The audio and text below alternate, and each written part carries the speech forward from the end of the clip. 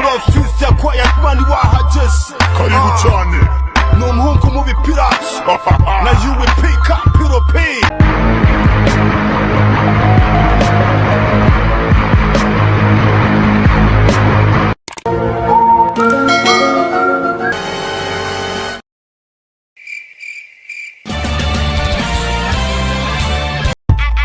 Murafuse ya quiet man wahageze karibu cyane ni umuhungu mubi pirate na UP Capital P. Ubuzima bwari bwiza, abana dusa neza, ibyabaye iwacu urabizi ntabwo bisa neza. Ubuzima ni mpanguhe, njye nawe turerekeza he? Ndakana gato kandi ntabwo ngenda muri filime. Abapire twunze ubumwe, ndafata hayi nawe ufata izindi.